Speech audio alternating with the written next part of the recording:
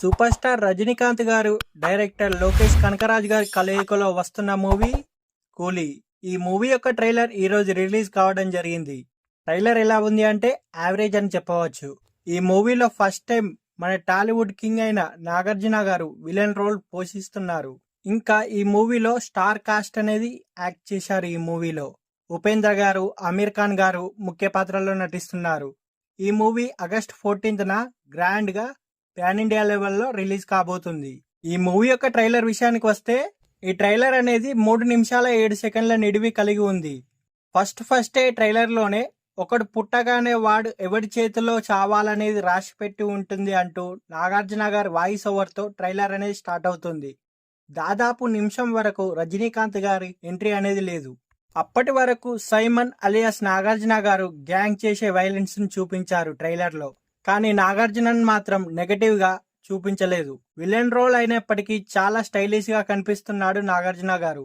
చెప్పాలంటే రజనీకాంత్ గారి కంటే నాగార్జునకే ఎక్కువ మంది అట్రాక్ట్ అయ్యే అవకాశం ఉంది ఈ మూవీ చూస్తే.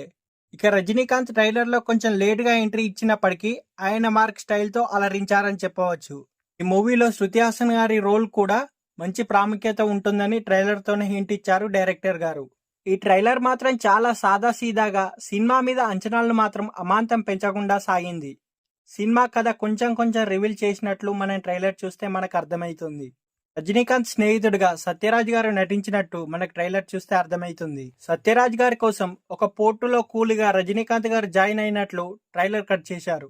తర్వాత రజనీకాంత్ గారు నా బ్యాక్గ్రౌండ్ మర్చిపోయారా అంటూ భాషా ఫ్లాష్ బ్యాక్ ని గుర్తు చేస్తూ ఉన్నట్లుగా ఉన్న ట్రాన్స్ఫర్మేషన్ అయితే అదిరిపోయింది.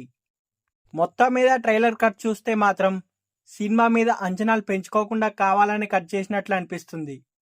అయితే ఈ మూవీలో మాత్రం పాత్రధారులందరినీ పరిచయం చేయడానికి ట్రైలర్ లో మాత్రం ఎక్కువ సమయం తీసుకున్నారు. అనిరుద్ధ్ గారి బీజిఎం మాత్రం ట్రైలర్ కి బాగా సూట్ అయింది.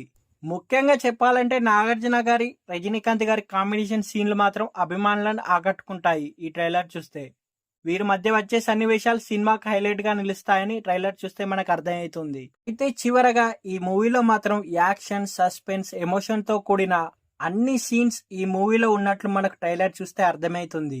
ఈ మూవీ కోసం ఎంత ఆసక్తిగా ఎదురు చూస్తున్నారో కింద కామెంట్ సెక్షన్ లో కామెంట్ చేయగలరని మనవి.